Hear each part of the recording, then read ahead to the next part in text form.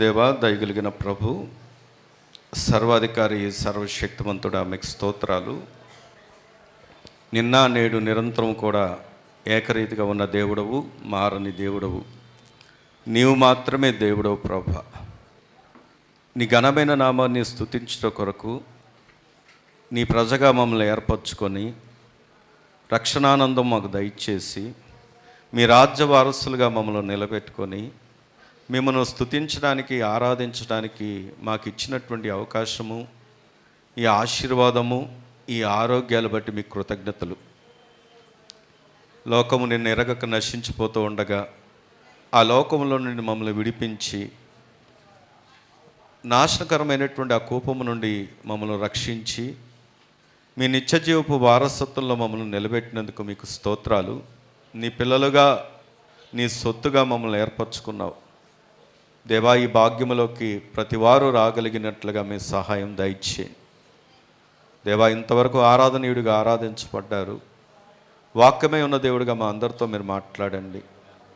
మనుషుని యొక్క మాట వలన ఎవరికి ప్రయోజనకరము కాదు. మాట్లాడేది మీరైతే, మాట్లాడేది మీరు మాత్రమే అయితే మా జీవితాలకు గొప్ప ధన్యత, మాకు మేలు, మాకు ఆశీర్వాదం. ఈ దినము మీ జీవవాక్కును మాకు దయచేసి మీ దాసుని మరుగుపరుచుకొని నీ దాసుడు నోటికి బోరై మీ ఉద్దేశాలు, మీ మాట మాకు దయచేసి ప్రతి వారిని ఈ దినము మీ దీవెనలోకి నడిపించుకొని మహిమ పొందమని ప్రభువైన యేసుక్రీస్తు వారి యొక్క శ్రేష్టమైన నామంలో ప్రార్థించి స్తుతించి పొంది ఉన్న మా పరమ తండ్రి, ఆమేన్. మరొకసారి కూడి ఉన్న మీ అందరికి కూడా హృదయపూర్వక వందనాలండి. మరి దేవుని మహాకృపలో, దేవుని సన్నిధానంలో దేవుని ఆరాధించే గొప్ప భాగ్యాన్ని మనకి ఇచ్చారు. గడిచిన వారము మరి ఎంతమందికి గుర్తుందో లేదో కానీ, మరి గడిచిన వారం మనము ఒక అంశాన్ని ధ్యానం చేసాం. వాస్తవానికి ఇది మర్చిపోకూడదు. ఏంటది? అప్పుల నుండి విడుదల పొందుటకు మార్గాలు. సరే, ఈరోజు దేవుని వాక్యాన్ని చదువుకుందాం. మరొక అంశాన్ని మనం చూద్దాం. ఇర్మియా గ్రంథం 17వ అధ్యాయం. ఇర్మియా గ్రంథం 17వ అధ్యాయము.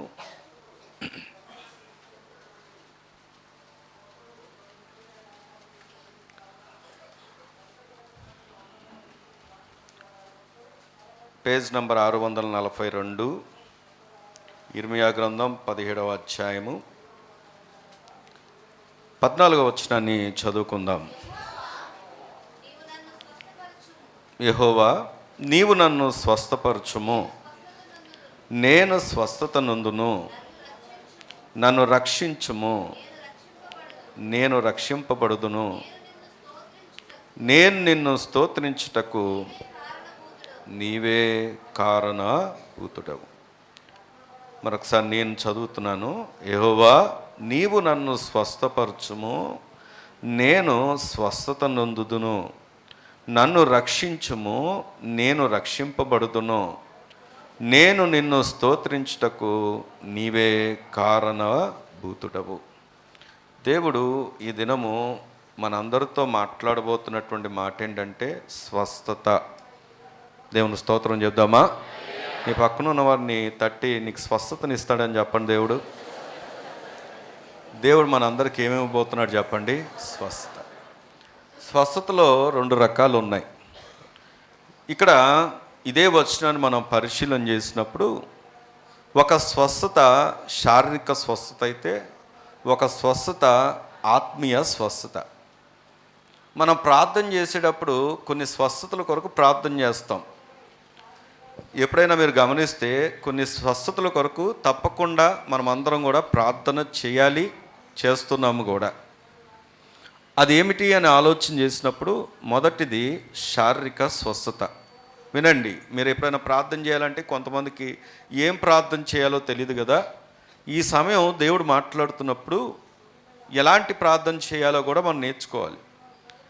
ఏంటి అంటే, ఒకటి శారీరక స్వస్థత, రెండవది మానసిక స్వస్థత, మూడవది ఇవి 2 మీకు తెలిసిందే. శారీరకంగా అంటే శరీరపరమైనటువంటి బలహీనతల కొరకు. రెండవది మానసికంగా కునిగిపోతున్నారు నేటి దినాల్లో. మెంటల్ డిసార్డర్లకు వెళ్ళిపోతున్నారు. కారణం ఏంటి అంటే డిప్రెషన్, కొన్ని ఆందోళనలు వారు కలిగి మానసికంగా బలహీనపడిపోతున్నారు. కాబట్టి మనము మానసిక స్వస్థత కొరకు కూడా మనం ప్రార్థన చేయాలి.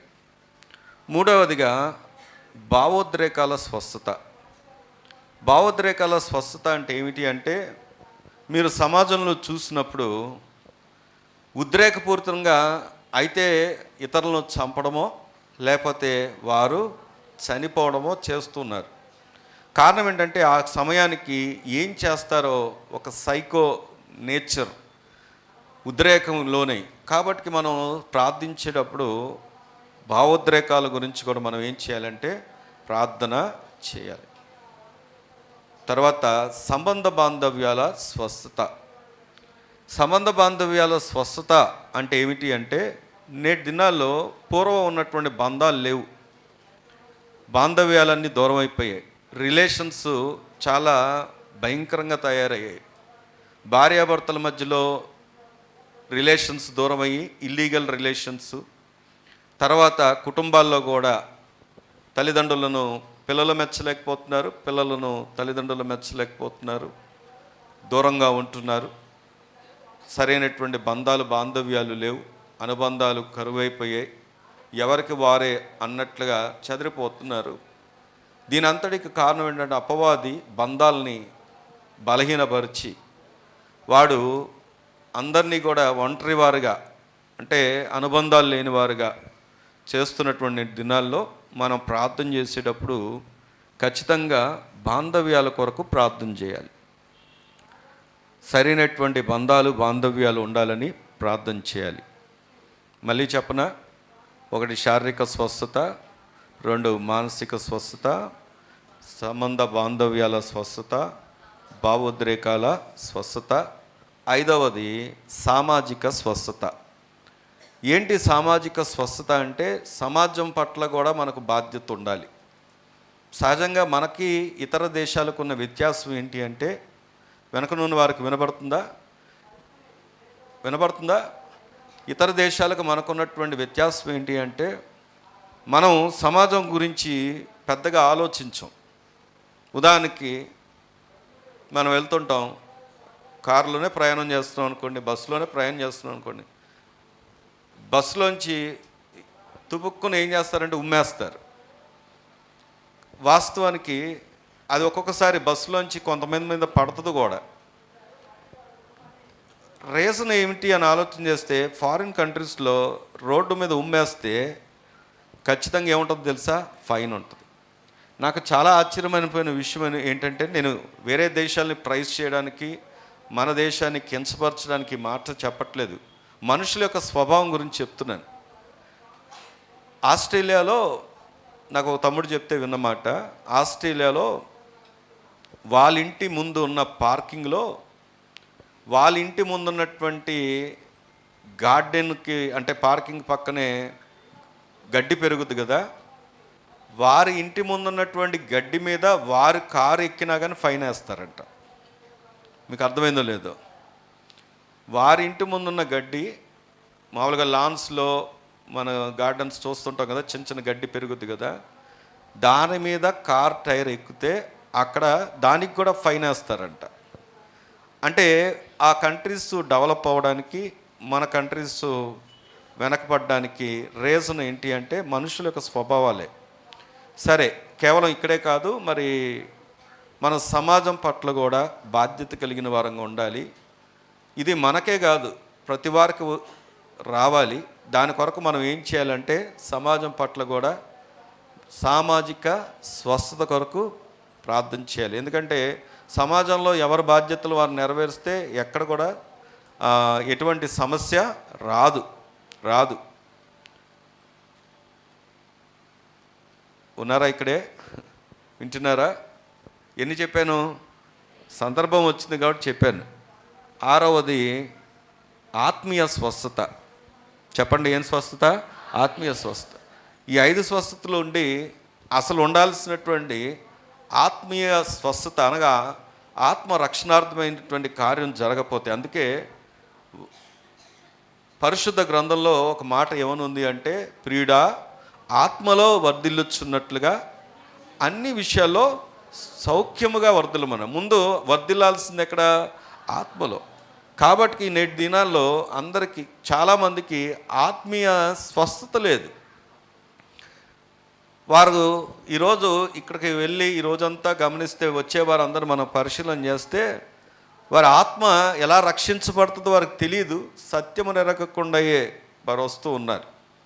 కానీ నీవు నేను భారం కలిగి వారందరి కొరకు ఏం చేయాలి అంటే, ఆత్మీయ స్వస్థత కొరకు ప్రార్థన చేయాలి. 6 చెప్పాను. సంపూర్ణ సంఖ్య 7వది ఏమిటి అంటే, మనను బట్టి మన దేశానికి ఏమి రావాలంటే స్వస్థత రావాలి. దేవుని స్తోత్రం కలుగును గాక. కాబట్టి దేశం యొక్క స్వస్థత కొరకు మనం ప్రార్థన చేయాలి. దేశంలో ఎవరుంటారు? అందరూ ప్రజలు ఉంటారు. బైబిలు దేశానికి స్వస్థత ఇవ్వాలి అంటే, దేవుడు వాక్యం ద్వారా మనం ఎటువంటి లక్షణం కలిగి ఉండాలో కూడా వచనంలో రాశాడు. దేశానికి స్వస్థత. ఎందుకంటే మన దేశం బాగుందనుకోండి, ప్రజలందరూ బాగుంటారు. ప్రజలందరూ బాగున్నారనుకోండి, మనం కూడా బాగుంటాం. కారణం ఏంటంటే, మనం ఎక్కడ ఉన్నామంటే అదే దేశంలో మనం ఉన్నాము గనక. కాబట్టి మన దేశం కొరకు మనం ఏం చేయాలంటే భారంతో ప్రార్థన చేయాలి. మనం దేశం కొరకు ప్రార్థన దేవుడు ఆలకించాలి అంటే మనం ఎటువంటి లక్షణం ఉండాలో కూడా ఈ మాటను చెప్పిన తర్వాత నేను మూలవాక్యంలోకి వెళ్ళిపోతాను. రండి, దినవృత్తాంతాల గ్రంథం. దేశం కొరకు మన ప్రార్థన దేవుడు ఆలకించాలి అంటే మనం ఎటువంటి లక్షణం కలిగి ఉండాలో దినవృత్తాంతాల 2వ గ్రంథం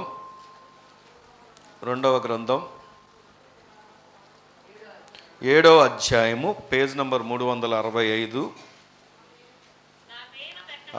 14వ వచనాన్ని కనుక చదివితే చూడండి. సంవత్సరానికి ఎన్ని రోజులు ఉంటాయి చెప్పాలి? 300. ఈ ప్రార్థన ఎన్ని రోజులు చేయాలి?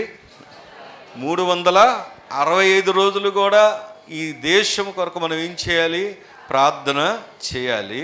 ఇక్కడ రాయబడినటువంటి 14వ వచనాన్ని చూసినప్పుడు, నా పేరు పెట్టబడిన నా జనులు తమను తాము తగ్గించుకొని ప్రార్థన చేసి నన్ను వెదికి తమ చెడు మార్గములను విడిచిన ఎడల ఆకాశము నుండి నేను వారి ప్రార్థన విని వారి పాపమును క్షమించి వారి దేశమును స్వస్థపరచుదును. దేవుని స్తోత్రం చెప్దామా? దేశానికి స్వస్థత కావాలి అంటే నీవు ప్రార్థన చేయాలి. నీవు ప్రార్థన చేయాలి అంటే ఇక్కడ వాక్యం చెప్తున్నటువంటి మాట క్లియర్గా, నా పేరు పెట్టబడిన నా జనులు. ఇప్పుడు ఎవరు చేయాలి ప్రార్థన? ఈరోజు వచ్చే వాళ్ళందరూ చేస్తారా? ఎవరు చేయాలి? ఆయన పేరు పెట్టబడినటువంటి నీవు నేను ఆయన జనులము గనక నీవు చేయాల్సిన ప్రార్థన. ఓ అక్క, నాకెందుకులేండి, నేను బాగుంటే చాలు అనుకుంటావేమో. నీ దేశం బాగోకపోతే నువ్వు బాగోలేనట్టే. నీ దేశం సరైనటువంటి మార్గం గుండా వెళ్ళకపోతే నువ్వు ప్రమాదకరమైన పరిస్థితుల్లోకి వెళ్ళిపోతున్నట్టే. కాబట్టి నీ దేశం బాగుండాలి. ఎందుకంటే మన పక్కనే ఉన్నటువంటి బంగ్లాదేశ్ మొన్నటి కాలంలో ప్రధానమంత్రి ఇంటి మీదకే దాడి చేసి, ప్రధానమంత్రి పారిపోయినట్లుగా చేసి, అంతకుముందు చేసినటువంటి ఉప ప్రధాని వీళ్ళందరినీ కూడా చంపేసి ఆ దేశం అంతా అల్లకల్లోలం అయిపోయింది. తర్వాత ఆఫ్ఘనిస్తాన్, పాకిస్తాన్ ఇలాంటివి కొన్ని దేశాలు, ఆ దేశ పరిస్థితులు బాగోక ఈ నార్త్ కొరియా అంతేనా, ఇవేంటంటే దేశ అధ్యక్షులు బాగోకపోయినా, దేశ పరిస్థితులు బాగోకపోయినా ఆందోళనకరమైనటువంటి పరిస్థితులకు వెళ్ళిపోయే అవకాశం ఉంది. కాబట్టి నీవు చేయాల్సిన ప్రార్థన ఇది. ఎవరు చేయాల్సిన ప్రార్థన అంటే నీవు చేయాల్సిన ప్రార్థన. ఆయన పేరు పెట్టబడినటువంటి జనులు ఏం చేయాలంట? ప్రార్థన చేయడానికి ముందు తమను తాము తగ్గించుకొని దేవుని దగ్గర దీనులమైపోవాలి. దేవుని దగ్గర పాదాలు పట్టుకునే అనుభవాలు ఉండాలి. దేవుని సన్నిధికి, దేవుని యొక్క పాదాలు దగ్గర ప్రభువా నా దేశమును జ్ఞాపకం చేసుకోమని కన్నీరు గార్చేవరంగా ఉండాలి. తగ్గించుకొని ప్రార్థన చేసి నన్ను వెదికి తమ చెడు మార్గములను విడిచినల. మళ్ళీ చెప్తున్నాను, చెడు మార్గాలను విడిచిపెట్టాల్సింది ఎవరు? బయట ఉన్నోళ్ళ మనమా? చెప్పండి. ఈరోజు మన ప్రార్థనలకు జవాబు రాకపోవడానికి గల కారణం ఏమిటి అంటే, ప్రార్థన చేస్తున్నాము కానీ తగ్గించుకోవట్లేదు, ప్రార్థన చేస్తున్నాము కానీ చెడు మార్గాల్ని విడిచిపెట్టట్లేదు. నాన్న వినాలి, ప్రార్థన చేస్తున్నటువంటి నీవు దేవుని మార్గమును ఎరిగిన వారే, దేవుని చిత్తాన్ని ఎరిగిన వారే, మొదట నిన్ను నువ్వు తగ్గించుకొని నీవే చెడు మార్గంలో ఉన్నావో దాని నుండి నిన్ను నీవు విడిపించుకొని ఏం చేయాలి అంటే, అప్పుడంట ప్రార్థన చేస్తే ఆయన ఏం చేస్తాడంట, ఆకాశం నుండి నేను వారి ప్రార్థన విని వారి పాపమును క్షమిస్తాడు. ముందు ప్రార్థన వింటున్నాడు, పాపాన్ని క్షమిస్తాడు. మన దేశ ప్రజలందరి కొరకు మనం ప్రార్థన చేయాలి. ఈరోజు సత్యం ఎరగక చాలామంది నాశనానికి వెళ్ళిపోతున్నారు. నీకు మాట చెప్పనా, ఏదో ఒక సందర్భంలో నీకు అవకాశం వచ్చినా నువ్వు వారికి సువార్త చెప్పకపోయినా, వారి కొరకు ప్రార్థించకపోయినా, పాస్టర్ గారు ఎప్పుడు ప్రతి వారం చెప్తారు నా కొరకు పక్కన ఉన్న వరకు అడిగి ప్రార్థన చేయమని, ప్రార్థన చేయకపోయినా మనం అందరము కూడా ప్రభు దగ్గర దోషులుగా ఉంటాం. ఎందుకు అంటే నీ ముందు ఉంచినటువంటి అవకాశాలు నువ్వు వదిలిపెడుతున్నావు గనక. సరే, ఇక్కడ ఆలోచన చేస్తే దేవుని వాక్యం చెప్తున్నటువంటి మాట ఏంటంటే, వారి ప్రార్థన విని వారి పాపమును క్షమించి వారి దేశమును ఏం చేస్తాడంట, స్వస్థపరుస్తాడు. మరి ఈ దినం మొదలుకొని నీ ప్రార్థనలను దేవుడు అంగీకరించి నీవున్నటువంటి దేశాన్ని దేవుడు స్వస్థపరచునుగాక. ఆమేన్. మంచిది. మరి ఇందాక చదువుకున్న వాక్య భాగంలోకి వస్తే, ఇందాక చదువుకున్న వాక్య భాగము ఇర్మియా గ్రంథం 17వ అధ్యాయం 14వ వచనం దగ్గరకు వచ్చినప్పుడు, యెహోవా నీవు నన్ను స్వస్థపరచుము, నేను స్వస్థత నందును, నన్ను రక్షించుము, నేను రక్షించబడుదును, నేను నిన్ను స్తోత్రించుటకు నీవే కారణభూతుడవు. దేవుని స్తోత్రం చెప్దామా? మనం ఆయన స్తుతించడానికి కారణం ఏదైనా ఉంది అంటే కారణం ఆయన మాత్రమే. ఆమేన్. కారణం ఏంటి అంటే ఆయనంట నీకు స్వస్థతని ఇస్తాడంట, నిన్ను రక్షిస్తాడంట. ఆమేన్. నీకు స్వస్థతైన రక్షణైనా దొరికే ఏకైక స్థలము ఆయన సన్నిధే. ఈరోజు ఎందుకు ఈ మాటను ధ్యానం చేస్తున్నామంటే, ఈరోజు చిన్నలు లేరు, యవనులు లేరు, పెద్దలు లేరు, వృద్ధులు లేరు, ప్రతి వారు బలహీనతలో ఉన్నారు. ఎవరు ఇంటిలో చూసినా బలహీనతే కనబడుతూ ఉంది, అనారోగ్య పరిస్థితులు కనబడుతున్నాయి. నిన్న ఒక తమ్ముడిని కలవడానికి వెళ్ళినప్పుడు తనకు మెడనరాలు ప్రాబ్లం ఉండి హాస్పిటల్కి వెళ్తుంటే, తమ్ముడు ఇప్పుడున్న పరిస్థితులు అలాగే ఉన్నాయి, అందరికీ ఇలాంటి పరిస్థితులే ఉన్నాయంటే, అవునన్నయ్య నేను హాస్పిటల్కి వెళ్తే నాకు ఆశ్చర్యం అనిపించిన విషయం ఏంటంటే, 8th క్లాస్ 9th క్లాస్ చదువుతున్న పిల్లలు కూడా హాస్పిటల్స్కి వస్తున్నారు. ఈ నరాల నొప్పులు అని చెప్పేసి, కండరాల నొప్పులు అని చెప్పేసి చాలా ఫిజియోథెరపీ చేయించుకోవడానికి 8th 9th ఆ ఏజ్ పిల్లలు కూడా వస్తున్నారన్నయ్య అని చెప్తున్నాడు.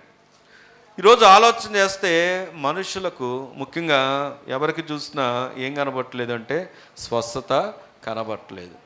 ఈ స్వస్థతను కనబడకపోతున్న ఈ దినాల్లో దేవుడు నీకు ఒక శుభవార్తను ఈ వాక్యం ద్వారా ఇస్తూ ఉన్నాడు. అదేంటంటే దేవుడు నిన్ను స్వస్థపరుస్తాడు. ఆమేన్. ఆయన ఖచ్చితంగా నీకు స్వస్థతను ఇస్తాడు. మరి ఆ స్వస్థతను పొందుకోవడానికి నేను చేయాల్సింది ఏమిటి అనేదే ఈరోజు మనం నేర్చుకోబోతున్నాం. దేవుని స్తోత్రం కలుగును గాక. ఒక 4 లేదా 5 విషయాలను మనం ఎవరి ద్వారా స్వస్థతను పొందుకోబోతున్నామో నేర్చుకుందాం. రండి వాక్యం నుంచి చూద్దాం. నిర్గమకాండం 15వ అధ్యాయం. ఎవరి ద్వారా మనకు స్వస్థత కలుగుతుంది అని ఆలోచన చేస్తే, నిర్గమకాండం 15వ అధ్యాయము 26వ వచనాన్ని కనుక మనం చదువుకున్నట్లే, మీ దేవుడైన యెహోవా వాక్కును శ్రద్ధగా విని ఆయన దృష్టికి న్యాయమైనది చేసి ఆయన ఆజ్ఞలకు విధేయులై ఆయన కట్టడలనన్నిటినీ అనుసరించి నడిచిన ఎడల నేను ఐగుప్తీలకు కలగజేసిన రోగములలో ఏదియు మీకు రానియను, నిన్ను స్వస్థపరచు యెహోవాను నేనే. నీ పక్కన వాళ్ళు చెప్పండి, నిన్ను స్వస్థపరచుది యెహోవాయే అని. నిన్ను స్వస్థపరిచేది దేవుడే అని చెప్పండి. ఈరోజు చాలా నా చిన్నప్పుడు ఉదాహరణకు చెప్తాను. నా చిన్నప్పుడు మా నాన్నగారిది టీ క్యాంటీను. ఆ టీ క్యాంటీను ఆపోజిట్టే, ఈ క్యాంటీన్ ఇక్కడ ఉండేది, ఆపోజిట్టే ఒక హాస్పిటల్ ఉండేది. మా ఊరు మొత్తమే కాదు, మా ప్రాంతంలో ఉన్నటువంటి ఊర్లో దగ్గర ఉన్నటువంటి ఈ తండాలు పల్లెటూర్లు వీళ్ళన్నిటికి కూడా ఈ హాస్పిటల్ చాలా ఫేమస్. మా నాన్నగారికి ఎంత పేరంటే, నేను అన్నిటికీ మీకు ఎప్పుడు చెప్తా ఉంటాను, అన్నిటికీ ఫ్రీగా వెళ్ళేవాను. ఓ షాప్కి వెళ్తే బిస్కెట్లు తింటే ఫ్రీ, డ్రింక్ తాగితే ఫ్రీ, ఆకలిసి వైద్యం కూడా ఫ్రీ. మాకు వైద్యం కూడా ఫ్రీ. ఎందుకంటే మా నాన్నకి అంత పేరు. టీ, అందరికి టీ వెళ్తూ ఉండేది, టీ ఫేమస్. అయితే ఆ హాస్పిటల్ పేరు శరత్ బాబు హాస్పిటల్. ఇప్పటికి కూడా ఉంది, అది ఇప్పటికి కూడా ఉంది. ఆ హాస్పిటల్లో నేను సరదాగా వెళ్ళి ఆడుకోవడానికి పైకి వెళ్ళి, దాంట్లో స్లోప్గా ఉంటుంది, చక్కగా ఆడుకుంటూ ఉండేవాడిని. పైన హాస్పిటల్లో ఆడుకునేవాడిని నేను. ఆ లోపలికి వెళ్ళినప్పుడు నర్సులందరూ పరిచయమే, మెడికల్ షాప్ వాళ్ళు పరిచయమే. అప్పట్లో బాయిల్ అవుతూ ఉండేది వాటర్. ఎప్పుడు నిత్యం కూడా ఒక స్టవ్ ఉండేది, స్టవ్ పైన బౌల్ ఉండేది, ఆ బౌల్లో వాటర్ ఎప్పుడు మరుగుతూ ఉండేవి. ఆ మరుగుతున్న నీళ్ళల్లో సీసా ఇంజెక్షన్స్ ఉండేవి లావుగా. ఆ ఇంజెక్షన్స్ ఎవరొచ్చినా ఆ ఇంజెక్షన్సే వాడేవారు. ఇప్పట్లాగా డిస్పోజల్ లేదు అప్పుడు. ఇప్పుడైతే ఎక్కడ చూసినా డిస్పోజల్ వాడుతున్నారు, పారేస్తున్నారు. కానీ అప్పుడు అవే ఇంజెక్షన్స్ మళ్ళీ రిపీటెడ్గా చేసేవాళ్ళు, కాకపోతే కొద్దిగా లావుగా ఉండేది. అయితే ఆ ప్రాంతం మొత్తంలో శరత్ బాబు హాస్పిటల్ అంటే చాలా ఫేమస్. ఆయన చదివింది, నేను అప్పుడప్పుడు ఊరేదో గుర్తొచ్చినప్పుడు ఊరికే సెర్చ్ చేస్తే చూస్తే ఎంబీబీఎస్. కానీ ఈరోజు ఆలోచన చేస్తే స్పెషలిస్టులు వచ్చారు, మల్టీ స్పెషలిస్టులు వచ్చారు. అప్పుడు నేను ఎందుకు గతాన్ని జ్ఞాపకం చేశానంటే, అప్పుడు అన్ని రోగాలకి ఒకటే వైద్యుడు, ఒకటే ఇంజెక్షన్స్. కానీ ఇప్పుడు బాడీకి ఒక రోగం, అవయవానికి ఒక రోగం, దానికి తగినటువంటి స్పెషలిస్టులు కాదు, మల్టీ స్పెషలిస్టులు ఉన్నారు. ఓ డాక్టర్ గారు ఆవేదనతో చెప్తున్నారు, ఈరోజు ఎంబీబీఎస్కి విలువ లేదు, ఎండీలకి విలువ లేదు, ఇంకా ఎండీ తర్వాత ఇంకా ఏం చేయాలంటే మల్టీ స్పెషలిస్ట్ చేసినప్పటికి కూడా విలువ లేదు, డాక్టర్లకు విలువ తగ్గిపోయింది, మాకన్నా ఆర్ఎంపీ డాక్టర్లు ఎక్కువ సంపాదిస్తున్నారు, వాళ్ళని డాక్టర్ అని పిలుస్తారు, మమ్మల్ని డాక్టర్ అని పిలుస్తారని చెప్పి ఒక డాక్టర్ గారు ఏంటంటే ఆవేదన పడుతున్నాడు. ఇప్పుడు ఈ విషయాన్ని ఎందుకు జ్ఞాపకం చేస్తున్నానంటే, ఈరోజు గమనిస్తే ఇన్ని మల్టీ స్పెషల్ సంబంధించినటువంటి హాస్పిటళ్ళు, సూపర్ స్పెషాలిటీ హాస్పిటళ్ళు ఓపెన్ అవుతున్నాయి. ఏ హాస్పిటల్ కూడా ఖాళీ ఉండట్లేదు. పోనీ ఇంత వైద్యానికి ఖర్చు పెట్టి కూడా కొన్నిసార్లు కొన్ని సమస్యలకి ఎవరో ఒకరి కోసం నేను వెళ్తూ ఉంటాను కదా, నన్ను పిలుస్తూ ఉంటే వెళ్తూ ఉంటాను. వెళ్ళినప్పుడు ఆ డాక్టర్ గారు రకరకాల స్కానింగ్స్ చేస్తున్నారు, చేసి చాలా డబ్బులు వసూలు చేస్తున్నారు. కానీ ఫలితం ఏమన్నా ఉంటుందా అంటే, వస్తే కనుక తాత్కాలికమైన ఫలితం ఉంటుందేమో కానీ సంపూర్ణంగా స్వస్థపరచబడుతున్నట్లుగా ఎక్కడ కనబడట్లేదు. కారణం ఏమిటి అంటే, మానవ జ్ఞానం పరిమితమైంది.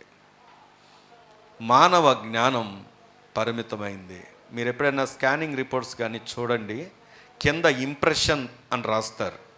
ఇంప్రెషన్ అని రాసినప్పుడు ఆ ఇంప్రెషన్ దగ్గర ఏమని రాస్తారంటే, ఇది అవ్వచ్చు, ఇది కాకపోవచ్చు, ఏదైనా డాక్టరే దాన్ని నిర్ణయించాలి. నువ్వు స్కానింగ్ తీసినటువంటి వ్యక్తిని, లేకపోతే ఈ ఎవరైతే లోపల ల్యాబ్స్లో ఉంటారో వాళ్ళని అడిగితే వాళ్ళు ఎలా ఉంది అంటే ఎప్పుడు చెప్పరు. చెప్తే బాగానే ఉందంటారు, లేకపోతే డాక్టర్ గారు చెప్తారండి అంటారు. కారణం ఏంటంటే డాక్టర్ మీదే ఆధారపడతారు. కానీ డాక్టర్ కూడా కొన్ని సమయాల్లో ఏం చెప్తాడు అంటే, మన చేతులు ఏమీ లేదు. కానీ ఈరోజు ఒక శుభవార్త చెప్పనా? ఏంటి ఆ శుభవార్త అంటే, నిన్ను స్వస్థపరిచేది దేవుడు మాత్రమే. దేవుని స్తోత్రం కలుగును గాక. దాని ఉద్దేశం ఏంటంటే, నువ్వు దేవుడి మీద ఆధారపడి హాస్పిటల్కి వెళ్ళొద్దని నేను చెప్పట్లేదు. ఎందుకంటే బైబిల్ మనం బ్యాలెన్స్డ్గా నేర్చుకోవాలి. ఓ చెల్లి వినాలి, బ్యాలెన్స్గా నేర్చుకోవాలి. నేను విమర్శించను, కానీ కొన్ని సంఘాల్లో డాక్టర్ దగ్గరికి వెళ్ళొద్దు అని చెప్తారు. డాక్టర్ దగ్గరికి వెళ్ళకుండా విశ్వాసం ఉంచు, దేవుడే స్వస్థపరుస్తాడు అంటారు. అయితే జరిగిన విషయాలు ఏంటంటే, కొంతమంది ఇలాంటి అంధవిశ్వాసం ఉంచి చనిపోయిన వాళ్ళు కూడా ఉన్నారు. ఈ మాట నేను ఉపయోగిస్తున్నప్పుడు కొంతమందికి బాధ అనిపించవచ్చు, కానీ విషయం ఏంటంటే, దేవుడు వైద్యులు కూడా మన కొరకు నిర్ణయించాడు. వైద్యశాలలు కూడా దేవుడు మనకిచ్చినదే. కానీ వైద్యమైనా, వైద్యశాలైనా, మెడిసిన్ అయినా, డాక్టర్ అయినా నీకు తగినట్టుగా నీ జీవితంలో జరగడానికి, మేలు జరగడానికి, స్వస్థత జరగడానికి, అది అనుకూలంగా ఉండడానికి దాని వెనకున్నటువంటి ప్రధాన కారణం ఎవరైనా ఉన్నారు అంటే అది ప్రభువు మాత్రమే. దేవుని స్తోత్రం కలుగును గాక.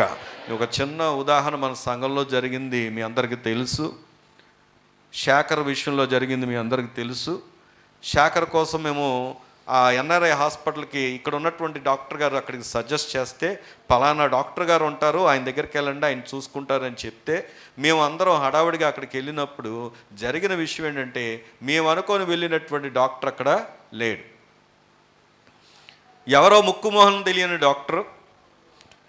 అంత మాత్రమే కాదు, మేము ఎంత సీరియస్గా అక్కడ ఎంత త్వరగా రియాక్ట్ అవుతారని వెళ్తే వారు ఏమంత రియాక్షన్ చూపించలేదు, కానీ చాలా నింపాదిగా మళ్ళీ అన్నీ చేయాలి, మళ్ళీ టెస్టులు అన్నీ చేయాలని చెప్పి మళ్ళీ అన్నీ చేసిన తర్వాత ఎప్పుడో మొదలుపెట్టి ఎప్పుడో అర్ధరాత్రి అయింది. అదంతా అయ్యేసరికి వచ్చి వారు చెప్పిన మాట, మేము బాగానే చేసామని మా ముందు చెప్పారు, కానీ తర్వాత నేను ఇంటికి వచ్చి బాగానే చేశారన్నారు కదా, ఇంటికి వచ్చేలోపే నాకు చెప్పిన కబురు ఏంటంటే, డాక్టర్లు మాతో చెప్పిన మాట, మీరు ఇంట్లో వాళ్ళందరికీ చుట్టాలందరికీ చెప్పేసుకోండి, ఇంకా ఆయన బ్రతకే అవకాశాలు లేవు అని. కానీ అద్భుతం ఏంటంటే, రాత్రి విన్న మాట ఉదయకాలానికి దేవుడు ఏం చేశాడంటే తారుమారు చేశాడు. దేవుని స్తోత్రం కలుగును గాక. ఇది ఎలా సాధ్యమైంది అంటే డాక్టర్ని బట్టి కాదు, వైద్యశాలను బట్టి కాదు, కానీ ఆ సమయాన్న దేవుడు వారిని ఉపయోగించుకొని దేవుడు స్వస్థపరిచాడు. దేవుని స్తోత్రం కలుగును గాక.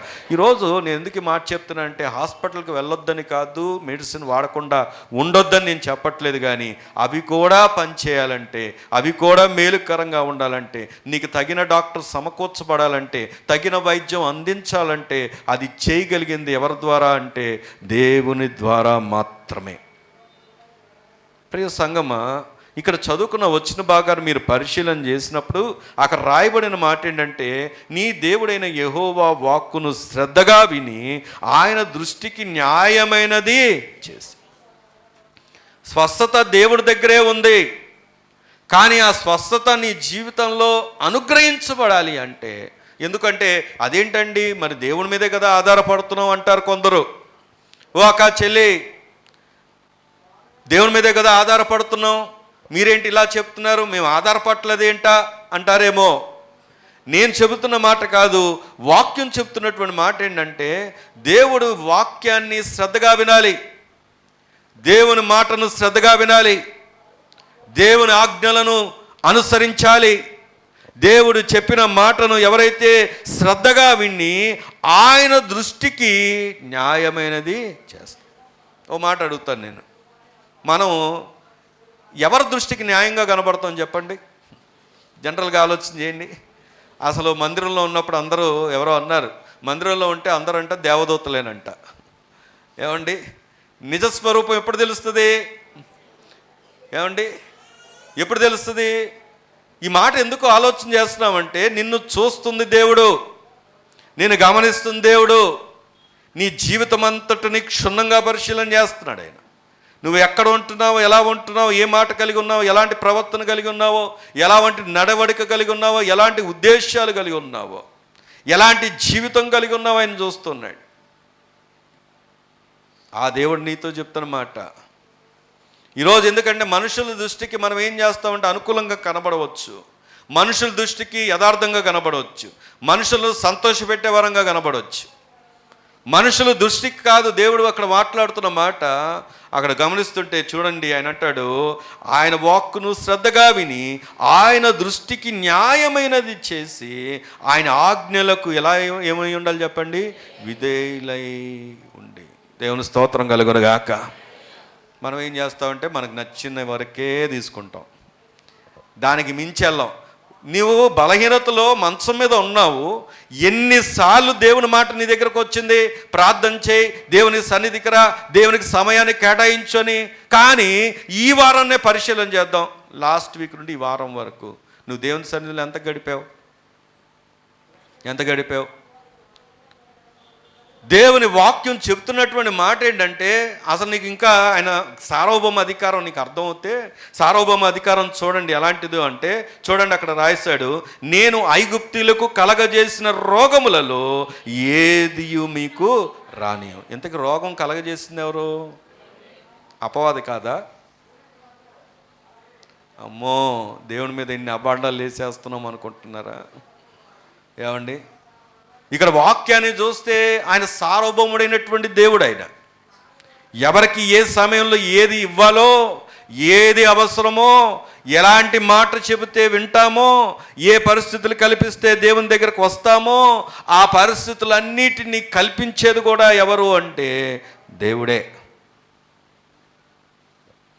నేను ఇలాగా సువార్త చెప్పేటప్పుడు అప్పుడప్పుడు ఇలా కొన్నిసార్లు ఇలా పంచుకుంటాను. దేవుడు పిలిచే విధానాలు, యవనస్తులారా తమ్ముళ్ళు వినాలి. దేవుడు మనని పిలిచే పిలుపులో చాలా రకాలు ఉంటాయి.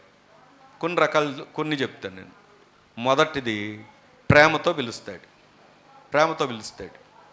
ప్రేమతో అంటే నీ దాకా దేవుని వాక్యం వస్తూ ఉంటుంది, సువార్త వస్తూ ఉంటుంది, నువ్వు వద్దన్నా కాదన్నా నీ వెంట పడుతూ ఉంటారు.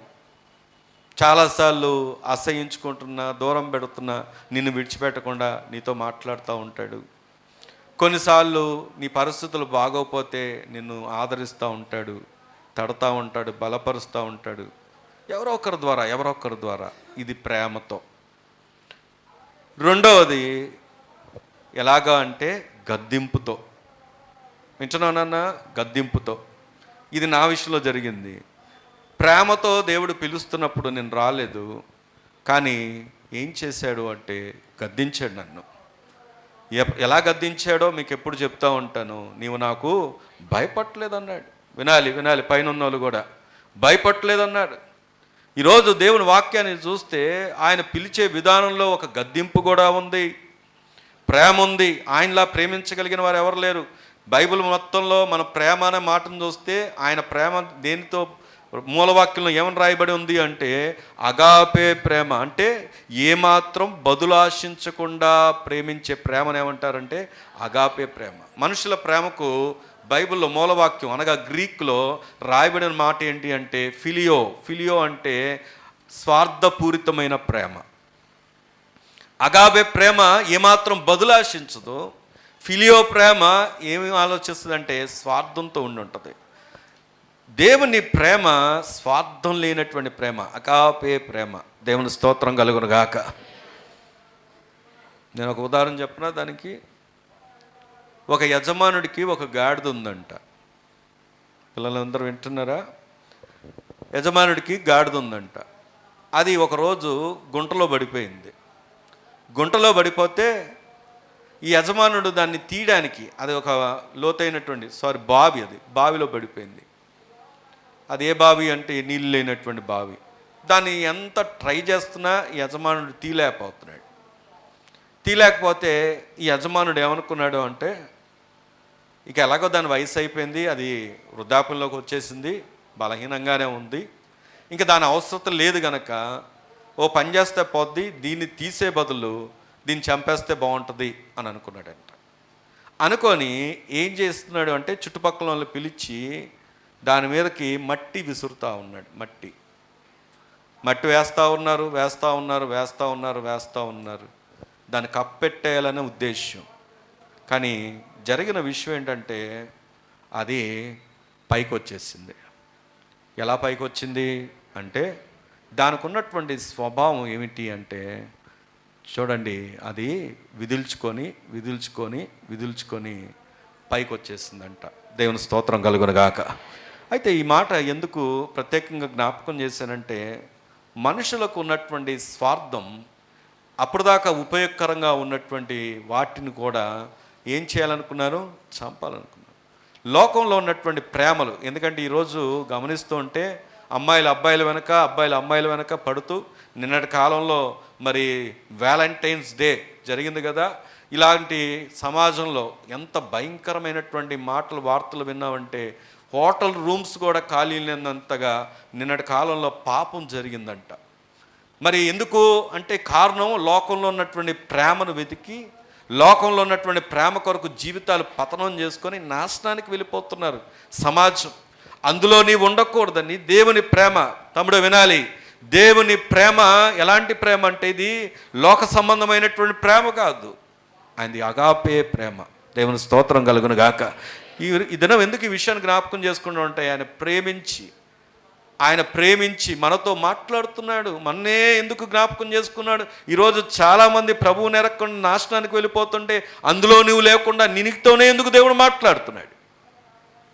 కారణం, నిన్ను ఆయన ప్రేమిస్తున్నాడు. ఆయన పిలిచే విధానంలో ప్రేమ, రెండోది గద్దింపు. నేను గద్దించబడ్డాను, నా హృదయం మార్చబడింది, ప్రభు వైపు నేను తిరిగాను. మూడోది ఉందండి. మూడోది ఏంటో తెలుసా? శిక్షిస్తాడు. ఏం చేస్తాడు ఆయన? శిక్షిస్తాడు. పదే పదే నీతో మాట్లాడుతున్నా, పదే పదే నువ్వు దేవుని మాటను పెడచెవున పెడుతుంటే ఒకరోజు ఏం చేస్తాడో తెలుసా? శిక్షిస్తాడు. నేను ఒక మాట అడగనా? ఆయన శిక్షిస్తే తట్టుకోగలిగిన వారు ఎవరైనా ఉన్నారా చెప్పండి? ఆయన శిక్షిస్తే తట్టుకోగలిగిన వారు ఎవరో లేము. ఒక యూట్యూబరు, ఆయన దేశ విదేశాలు తిరుగుతూ చెబుతా ఉంటే ఒక దేశంలో ఒక ప్రాంతాన్ని చూపించాడు. ఒక ప్రాంతం చూపించినప్పుడు అది డ్రోన్లోంచి, కెమెరాలోంచి తీస్తే పెద్ద అగాధం ఏర్పడింది ఆ ప్రాంతం అంతా. ఏంటి అంటే కొన్ని సంవత్సరాల క్రితం, ఏమండి వినాలి, కొన్ని సంవత్సరాల క్రితం ఆ యొక్క అంతరిక్షంలోంచి ఉల్కా పడిందంట. ఒక ఉల్కా పడితే ఆ దేశంలో, ఆ ప్రాంతం అంతా ఏమైపోయిందో తెలుసా? పెద్ద సింక్ హోల్ అంటారు. అంటే ఏంటంటే పెద్ద గొయ్యిలాగా ఏర్పడింది సముద్రంలో. అది పైనుండి డ్రోన్లోంచి తీస్తుంటే పెద్ద అగాధం కనబడుతుంది, చుట్టంతా కూడా చాలా పెద్దది. ఒక్క మాట అడగనా?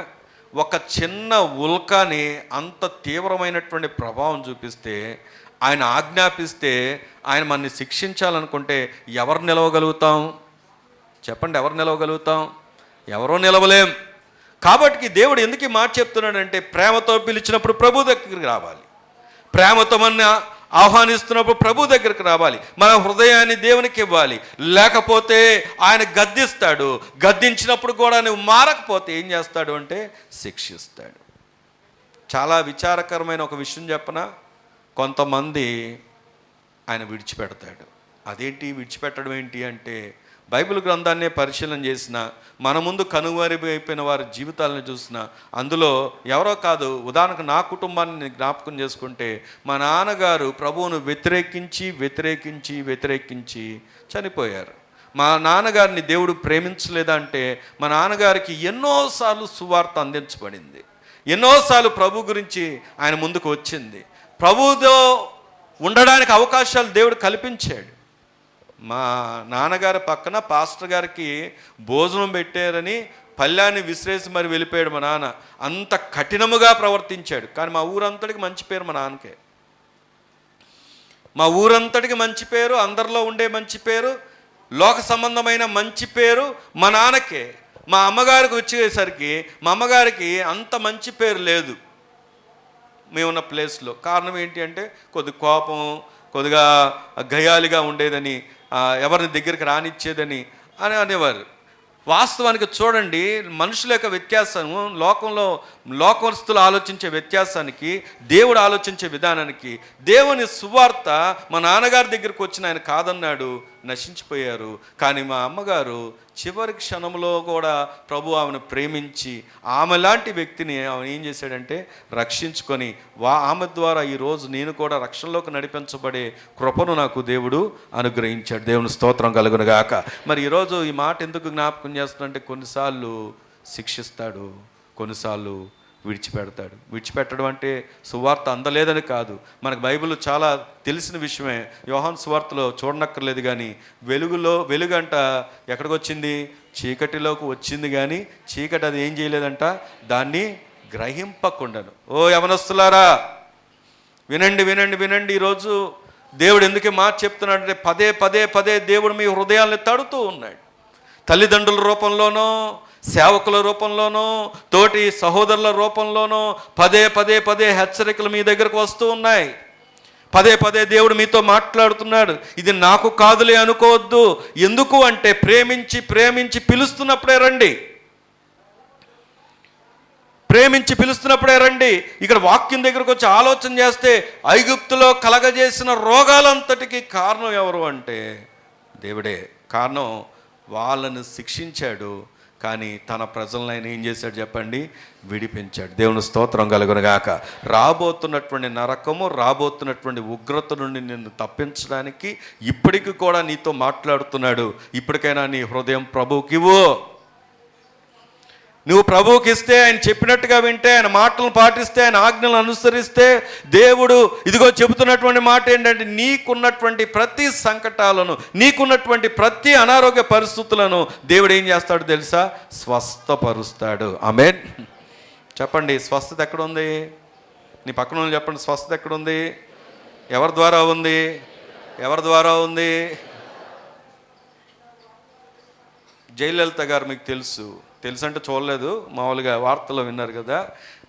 తమిళనాడు ముఖ్యమంత్రిగా చేసిన ఆమె, వినాలి, ముఖ్యమంత్రిగా చేసిన ఆమె ఇండియాలో టాప్ మోస్ట్ హాస్పిటల్స్లో అపోలో హాస్పిటల్, చెన్నై హాస్పిటల్, ఆమె చనిపోయింది. తర్వాత హాస్పిటల్లో ట్రీట్మెంట్ చేశారు, చనిపోయింది. చనిపోతే డాక్టర్లు అంటే ఇక రకరకాల వార్తలు వినబడతాయి కదా. వినబడ్డప్పుడు ఒక వార్త, వినబడినటువంటి వార్తల్లో ఆమె ఏ అమెరికా దేశానికో, లేకపోతే ఇంకా ఏదన్నా యూరోపియన్ కంట్రీస్కో వెళ్తే ఏమన్నా బ్రతికుండేదేమో, కానీ ఇక్కడ పెట్టడం వల్ల చనిపోవడానికి ఆమె కారణమైంది అని ఒకసారి ఒక కథనం చదివాను నేను. రీజన్ ఏమిటి అంటే ఆమె ముఖ్యమంత్రి హోదాలో ఉంది. ముఖ్యమంత్రికి ట్రీట్మెంట్ చేస్తున్నప్పుడు అవతల ఉన్నటువంటి వారు ప్రతిదీ కూడా ఆమె చెప్పినట్టుగా వినాల్సి వస్తుంది. వాస్తవానికి వైద్యుడు భయం లేకుండా నిర్భయంగా చక్కగా వైద్యం అందించాలి. కానీ ఈమె విషయంకి వచ్చేసరికి కొంత అంటే రకరకాల కథనాల్లో నేను చదివినటువంటి ఒక కథనం చెప్తున్నాను నేను. ఆమె అధికారం హోదా గనక అక్కడ తెలియకపోతే ఆమెను ఖచ్చితంగా ఏం చేసేవారంటే బ్రతికించేవారు అని రాయబడి ఉంది. సరే, ఈ మాట ఎందుకు జ్ఞాపకం చేస్తున్నానంటే ఒకవేళ అమెరికాకైనా ఇంకా ఇతర దేశాలకు వెళ్ళినా మనం ఆలోచన చేస్తే స్వస్థత ఎక్కడ ఉంది అంటే దేవుని దగ్గర మాత్రమే ఉంది. ఆమేన్. రీజన్ ఏంటంటే అమెరికాకు వెళ్ళి కూడా, అమెరికాలో ఉంటూ కూడా, అమెరికాలో సెలబ్రిటీస్గా, సినిమా యాక్టర్లు అక్కడ సెలబ్రిటీస్గా ఉండి చనిపోయిన వారు కూడా చాలామంది ఉన్నారు. ప్రియ సంగమా, ఈరోజు ప్రభు నీతో నాతో చెప్తున్న మాట, స్వస్థత దేవుని ద్వారా మాత్రమే ఉంది. రెండవది ఇంకెక్కడుంది స్వస్థత అంటే చూద్దాం. చూడండి, 107వ కీర్తన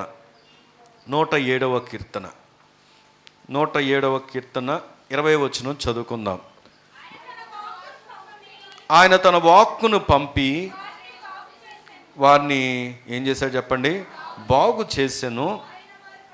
ఆయన వారు పడిన గుంటలో నుండి వారిని విడిపించాడు. నీ పక్కన వాళ్ళు చెప్పండి, ఏం పంపి బాగు చేశాడు చెప్పాలి. ఇక్కడ పిల్లలు కూడా పక్కన వాళ్ళు చెప్పండి, ఏం పంపి. నీవు బాగుపడాలి అంటే ఖచ్చితంగా ఏముండాలి? దేవుని వాక్యం ఉండాల్సిందే. దేవుని వాక్కు ఉంటే నీవు బాగుపడతావు. దేవుని వాక్కు నీ జీవితంలో ఉంటే నువ్వు స్వస్థత పొందుతావు. దేవుని వాక్కుకు నువ్వు విధేయత చూపిస్తే నిన్ను ఆయన విడిపిస్తాడు. వారు పడిన గుంటలో మనం ఆలోచన చేస్తే అనలో వినండి, గుంట, ఈ రోజులో గుంట ఏంటో చెప్పమంటారా? అది అనారోగ్యాలు కావచ్చు, ఆర్థిక పరిస్థితులు కావచ్చు, కెరీర్ పరంగా కావచ్చు, నీ ప్రతి పరిస్థితులు. ఎందుకు అంటే ఈరోజు చూస్తుంటే ఎవ్వరు కూడా పైకి లేవలేనటువంటి కష్టతరమైన క్లిష్టతరమైన పరిస్థితులు వెళ్తున్నారు. గుంట దేనికి సాదృశ్యంగా ఉందంటే తమకుగా తాము బయటికి రాలేరు. గుంట ప్రయత్నం చేసే కొద్దీ ఇంకా ప్రమాదమే, కానీ పైకి వచ్చే అవకాశాలు కనబడట్లేదు. నీకుగా నీవు రాలేనటువంటి ఆ స్థితి నుండి కూడా దేవుడు నిన్ను విడిపించగలడు. ఆమేన్. ఈరోజు ఒకవేళ ఇక్కడ కూర్చున్న వారు ఎవరైనా నా పరిస్థితి ఏంటి ఇలాగుంది, నేను లేవలేకపోతున్నాను, నన్ను ఎవరు విడిపిస్తారు, నాకెవరు సహాయం, నేను ఎలా పైకి రాగలను, ఈ పరిస్థితుల్లో నన్ను కాపాడగలిగిన వారెవరు, నన్ను నడిపించగలిగిన వారెవరు, నన్ను విడిపించగలిగిన వారెవరు, నన్ను పట్టించుకోగలిగిన వారెవరని ఆందోళన చెందుతున్నావా? దేవుడు నీతోనే చెప్తున్నాడు. దేవుడు నీతోనే చెప్తున్నాడు. ఈరోజు దేవుని మాట నీకు వినబడుతుంది. దేవుని వాక్యం నీకు ఏమిస్తుంది అంటే ఇదిగో చాలా స్పష్టంగా చెప్తున్నాడు. దేవుని వాక్యానికి ఎవరైతే శ్రద్ధ పెడతారో, మనం ఏం చేస్తాం, వాక్యానికి మార్కులు వేస్తాం. ఏమండి, ఈరోజు ప్రసంగం ఇలా ఉంది, ఇలా ఉంది, ఇలా ఉంది, ఇక చూసావా నీ కోసం చెప్పారు, నా కోసం కాదు, లేకపోతే చూసావా చూసావా చూసావా అని కాదు. మార్కులు కాదు ప్రభు కోరుకునేది. ప్రభు కోరుకుంటున్న మార్కులు ఏమని కాదు, విశ్లేషణ చేయమని కాదు. ఈరోజు దేవుడు నాతో ఏం మాట్లాడాడు. పురుషుల సహవాసంలో మొన్నటి కాలంలో వాక్యాన్ని అందించిన తర్వాత అందరూ కూర్చున్నాక సీమోన్ గారు వాక్యం అందించారు. అందరూ కూర్చున్న తర్వాత ప్రతి ఒక్కరిని అడిగా, నీతో దేవుడేం మాట్లాడాడు, నీతో దేవుడేం మాట్లాడు, నీతో దేవుడేం మాట్లాడు. మనం ఏం చేస్తాం, మాట్లాడిన వ్యక్తిని విశ్లేషిస్తాం. కానీ నువ్వు విశ్లేషించాల్సింది, నువ్వు గమనించాల్సింది, నువ్వు ఆలోచించాల్సింది, నువ్వు విధేయత చూపించాల్సింది దేనికో తెలుసా? దేవుని వాక్కుకు. ఈరోజు నాతో ఏం మాట్లాడాడు, ఏ మాటతో నేను వెళ్తున్నాను. ఇప్పుడు ఏంటంటే టీవీలో చాలామంది ప్రసంగాలు వింటూ వాక్యం వినడం కూడా ఏమైపోయిందో తెలుసా, ఒక హ్యాబిట్ అయిపోయింది. ఇంతకుముందు దీని ఏమంటారు, బయోడేటా రాసేటప్పుడు నా హ్యాబిట్స్ కూడా ఉంటుంది. ఏం హ్యాబిట్స్ ఉన్నాయంటే బుక్ రీడింగ్ ఉంది, కొంతమంది డ్రాయింగ్ ఉంది, కొంతమంది ఏమో రకరకాల సింగింగ్ అని రాసేవాళ్ళు. కానీ ఇప్పుడు హ్యాబిట్ ఏంటో చెప్పమంటారా? వాక్యం వినడం కూడా హ్యాబిట్ అయిపోయింది. ఎందుకంటే ఇలా ఈ అక్క అంట్లు తోముకుంటూ ఉంటుంది, అక్కడ వాక్యం నడుస్తూ ఉంటుంది. ఒక అరగంటకు ఒక కార్యక్రమం వెళ్ళిపోతూ ఉంటుంది. ఇప్పుడు ఇది హ్యాబిట్ అయిపోయి హ్యాబిచువల్గా ఏమైపోయిందో తెలుసా, పెద్దగా శ్రద్ధ పెట్టలేని పరిస్థితులు అవుతున్నాయి. కానీ ఒక మాట చెప్పనా, నీ సేవకును నిలబెట్టుకొని పునరుద్ధానంలో నీ కొరకు దేవుడు ఏ మాట సిద్ధపరిచాడో ఆ మాటను నువ్వు పట్టుకుంటే, ఆ మాటకు నువ్వు విధేయత చూపిస్తే, దేవుడు నాతో మాట్లాడుతున్నాడు నువ్వు ఎరిగినప్పుడు నీ జీవితంలో దేవుడు ఘనమైనటువంటి కార్యాలు జరిగిస్తాడు. ఆయన దేవుని స్తోత్రం కలుగును గాక. ఈరోజు ఎందుకు ఈ మాట అంటే దేవుడికి తెలుసు ఏ సేవకుడు. ఉదయకాలం సేవకుల మీటింగ్కి వెళ్తూ ఉంటే అంటే మేము రోజు ఉదయకాల ప్రార్థనలు జరుగుతున్నాయి. మనకు 19వ తారీఖు ప్రార్థన ఉంది. అయితే ఒక్కొక్క సేవకుడు మాట్లాడుతూ ఉంటే ఒక్కొక్క సేవకుడు మొన్నటి కాలం అలాగా ఒక్కొక్క సేవకులు మాట్లాడినప్పుడు ఒక్కొక్క సేవకులు అసలు చెప్పింది నాకు వాస్తవానికి నాకు అర్థం కాకపోయినా ఆ సంఘాల్లో, ఆ సేవలో, ఆ సంఘాలు విస్తరణ ఎలా ఉందో తెలుసా, చాలా గొప్పగా ఉంది. ఏంటి అంటే నాకు అప్పుడు అనిపించిన విషయం ఏంటంటే, సేవకులు ఏముంది గొప్పతనం, మాట్లాడే దేవుళ్ళలో ఉంది గొప్పతనం. కానీ ఆ సంఘానికి ఆ సేవకుడు అవసరం గనక, ఆ నాయకుడు అవసరం గనక, ఆ నాయకుడిని దేవుడు ఏం చేశాడంటే నిలబెట్టుకొని నడిపించుకున్నాడు. దేవుని స్తోత్రం కలుగును గాక. ఇది యూట్యూబుల్లో దొరకదు, ఫేస్బుక్లో దొరకదు, హ్యాబిచువల్గా వింటున్నారు చూసారా, దాంట్లో దొరకదు. ఈరోజు ప్రభు ఎందుకు మాట చెప్తున్నాడంటే దేవుని కొరకు. మీకు తెలుసో తెలీదో, నేను ఇక్కడికి వచ్చి అడుగు పెట్టేంత వరకు, ఏదో గొప్ప కోసం ఈ మాట చెప్పట్లేదు, ఇక్కడికి వచ్చి అడుగు పెట్టేంత వరకు కూడా నా మైండ్, నా హృదయం, నా ఆలోచన అంతా కూడా గ్రైండింగ్ అయిపోతూ ఉంటుంది. ఇక్కడ నిలబడేంత వరకు కూడా దేవా ఏ మాట చెప్పాలి, ఏ మాట వీరికి అవసరం, ఎక్కడా కూడా నా మాటలో పొరపాటు రానివద్దు, ఎక్కడ కూడా నీకు వేరుగా కనపడకూడదు. ఎంత మదన పడుతూ వస్తానో తెలుసా. సంఘానికి కావలసిన మాట, ఎవరికి కావలసిన మాట వారికి ఇవ్వు ప్రభువా అని ఎన్నోసార్లు నేను మాట్లాడదాం అనుకున్న మాటలు కూడా దేవుడు మరుగుపరిచి దేవుడు ఏం మాట్లాడాలనుకుంటాడో ఆ మాటనే ఇస్తాడు. దేవుని స్తోత్రం కలుగును గాక. ఈరోజు ఎందుకు ఈ మాట ఆలోచన చేస్తుంటే, నీకు స్వస్థత కలగాలన్నా, నీ పరిస్థితులు తమలో బాగోవాలన్నా, నీ కెరియర్ బాగోవాలన్నా నువ్వు ఖచ్చితంగా దేవుని మాటను వినాల్సిందే. దేవుని వాక్కును వినాల్సిందే. వాక్యానికి విధేయత చూపించాల్సిందే. వాక్కుకు లోబడాల్సిందే. వాక్యం చదవాల్సిందే. వాక్యానికి దగ్గరైపోవాల్సిందే. అందుకే చూడండి, మనం గమనిస్తే ఈరోజు కొద్దిగా సమయం ఎక్కువే తీసుకుంటాను నేను. కారణం ఏంటి అంటే, మొదలుపెట్టిందే లేటు. మనం 2 ఆరాధనలు కలిసాం కనుక కొంత సమయం అయినా పర్వాలేదు. కొంతమంది భయపడుతున్నట్టున్నారు. మత్తయి సువార్త 8వ అధ్యాయం. మత్తయి సువార్త 8వ అధ్యాయం 5వ వచనాన్ని కనుక మనం చదువుకుంటే, ఆయన కపెర్నహూములో ప్రవేశించినప్పుడు వచ్చి, ప్రభువా,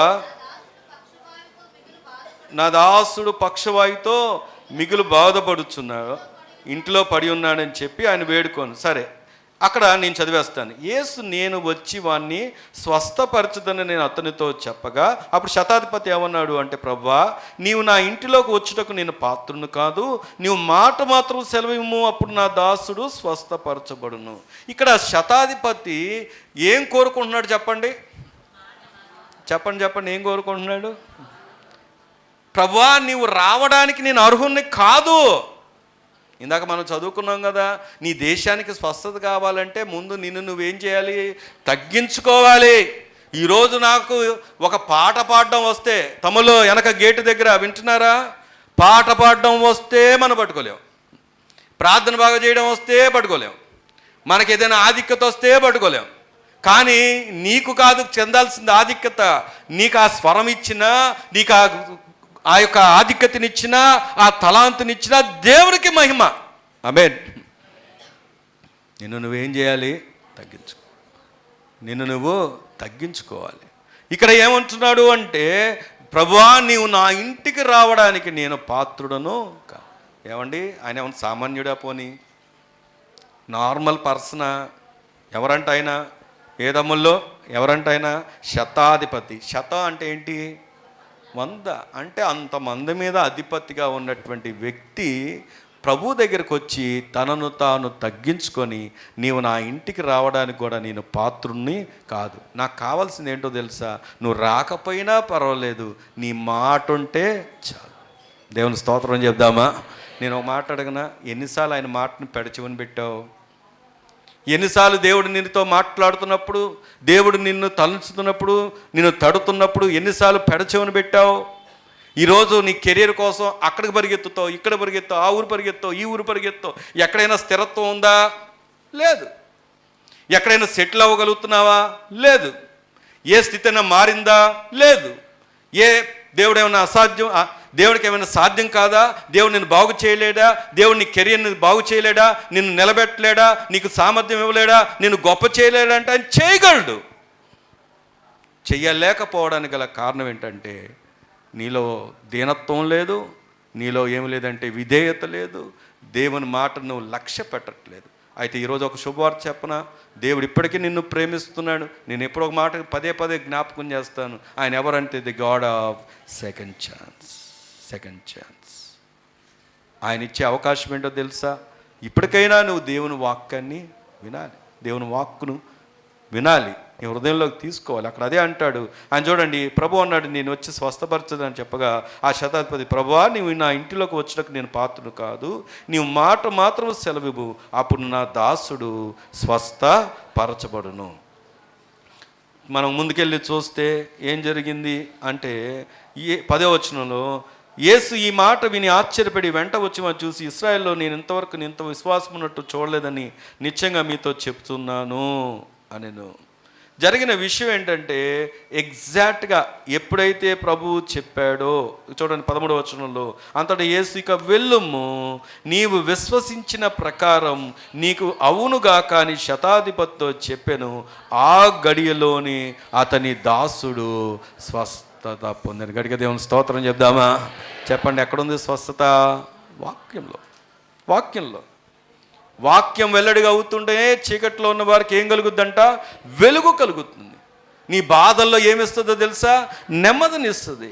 అందుకే నువ్వు వినాల్సింది, విధేయత చూపించాల్సింది, లోబడాల్సింది ఎవరికి అంటే దేవుని వాక్యానికి. ఆమేన్, ఆమేన్. స్వస్థత ఎక్కడుంది చెప్పండి? 1 దేవుళ్ళో, 2 దేవుని వాక్కులో. 3వది చూద్దాం రండి. ఎక్కడుంది అంటే యాకోబు పత్రిక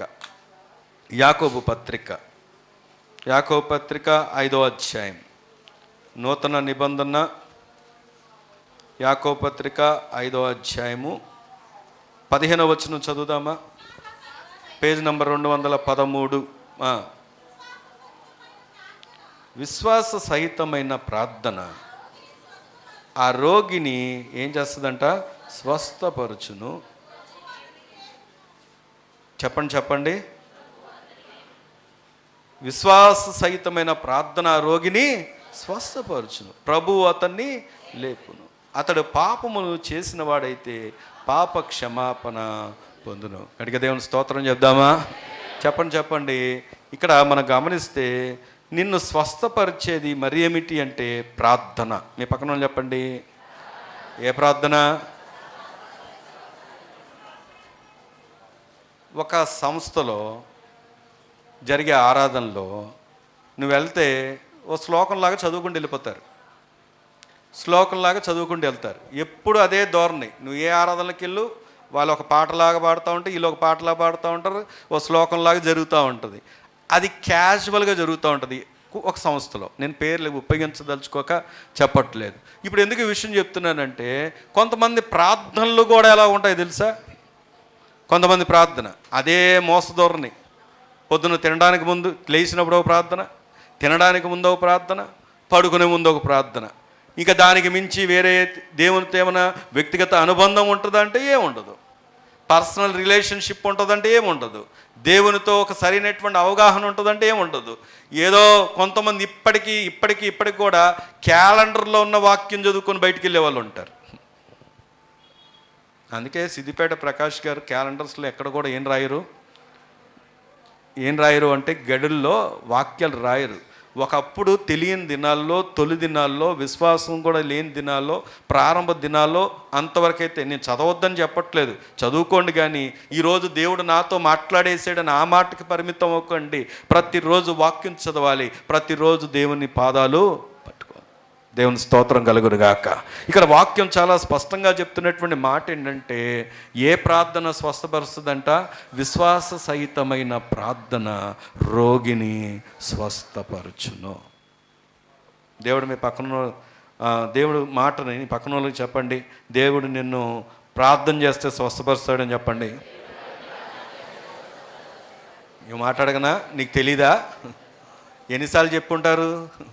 ఎన్నిసార్లు సేవకుడు నిన్ను హెచ్చరించుంటాడు? ఎన్నిసార్లు సేవకురాలు నీతో మాట్లాడి ఉంటుంది? ఇప్పటికే ఆ మంచం మీదే డొల్లుతారు తప్పించి దేవుని సన్నిధిలో ఉంటారా? కానీ దేవుని వాక్యం చెప్తున్న మాట, ప్రార్థన ఉండాలి. నీ జీవితం బాగుపడాలంటే, నువ్వు స్వస్థత పొందాలంటే ప్రార్థన ఉండాలి. బైబిల్లో ఒక చక్కని ఉదాహరణ ఉంది. ఇలా ప్రార్థన చేసిన వ్యక్తి రోగంలో ఉన్నప్పుడు ప్రార్థన చేశాడు. ఎలాంటి స్వస్థత పొందాడో చూద్దాం రండి. రాజుల రెండవ గ్రంథం 20వ అధ్యాయం పేజ్ నంబర్ 327. మొదటి వచనాన్ని చదువుకుంటే నేను చదివేస్తాను. ఆ దినములలో హిజ్కియాకి మరణకరమైన రోగము కలుగగా, పేజ్ నెంబర్ కూడా చెప్పానండి. ఆమోజు కుమారుడును ప్రవక్త అయిన యెషయా అతని దగ్గరకు వచ్చి, నీవు మరణమవుచున్నావు, బ్రతుకవు గనక నీవు నీ ఇల్లు చక్కబెట్టుకోమని యెహోవా సెలవిచ్చుచున్నాడని చెప్పగా, అతడు తన ముఖము గోడ తట్టు తిప్పుకొని, యెహోవా యథార్థ హృదయుడనై సత్యముతో నీ సన్నిధి నేనెట్లు నడుచుకుంటునో, నీ దృష్టికి అనుకూలంగా సమస్తం నేనెట్లు జరిగించుతున్నో కృపతో జ్ఞాపకం చేసుకోమని హిజ్కియా కన్నీళ్లు విడిచుచు యెహోవాను చెప్పండి ఏం చేశాడు ఆయన? ఎలాంటి ప్రార్థన? ఒక సేవకుడు వచ్చాడు. ఈయన రాజు ఎలుబడిలో ఉన్నప్పుడు ఆయనకి ఏ రోగం వచ్చింది అంటే మరణకరమైన రోగం. అన్నలో ఏ రోగం? రోగానికి ఉన్న పేరే మరణం. మరణకరమైనటువంటి రోగము కలుగగా ఇంకా దైవజనుడు వచ్చాడు, చెప్పాడు, హిజ్కియా నీకు మరణకరమైన రోగం వచ్చింది గనక నువ్వు బ్రతకవు, ఇప్పుడు నీ ఇల్లు చక్కబెట్టుకోమంటే నీ పరిస్థితులన్నీ చక్కబెట్టేసుకో. నెక్స్ట్ రాజుకి ఎవరికి ఇస్తావు ఇచ్చేయి, ఆ ఆస్తులకు ఎవరు పంపకం చేయాలో చేసేయి, ఎవరికి ఏం చెప్పాలో చెప్పేసేయి, ఇక లాస్ట్ డేస్లో నువ్వు ఉన్నావు అని చెప్తే హిజ్కియా ఏం చేశాడో తెలుసా?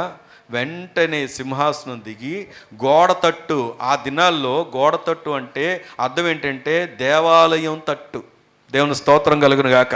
దానియేలు ప్రార్థించినప్పుడు కూడా అది ఎలా కనబడుతుంది అంటే, దానియేలు కూడా ఆ యొక్క యెరూషలేము వైపు ఏం చేశాడైనా చేతులెత్తి ప్రార్థన చేశాడు. ఎందుకంటే ఆ దినాల్లో మనకులాగా ప్రతి ఆదివారం చర్చకొచ్చేది లేదు, దేవాలయానికి వాళ్ళకు సంవత్సరానికి ఎన్నిసార్లు వెళ్తూ ఉంటారు. అలా కాబట్టి వారికి ఉన్న ప్రార్థనా విధానం ఏంటంటే ఆ యొక్క దేవాలయం వైపు తీసి ఏం చేసేవారంటే ప్రార్థన చేశారు.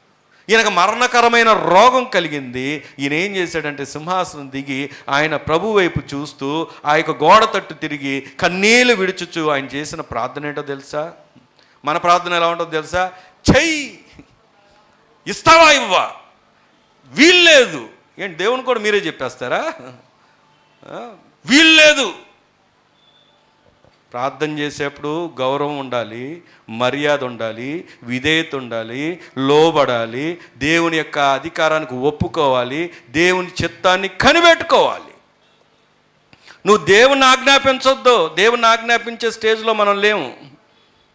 ఈరోజు వాక్యాన్ని చూస్తే దేవుడు అక్కడ గమనిస్తుంటే హిజ్కియా జీవితంలో ఎలాగ స్వస్థతనిచ్చాడు అంటే, ఆయన చూడండి, యెహోవా యథార్థ హృదయుడనై సత్యముతో నీ సన్నిధిని నేను ఎట్లు నడుచుకుంటునో, నీ దృష్టికి అనుకూలంగా సమస్తం నేను ఎట్లు జరిగించుతునో. ఏమంటే ఒక్క మాట అడుగుతున్నాను, ఈ మాట నువ్వు చెప్పగలవా?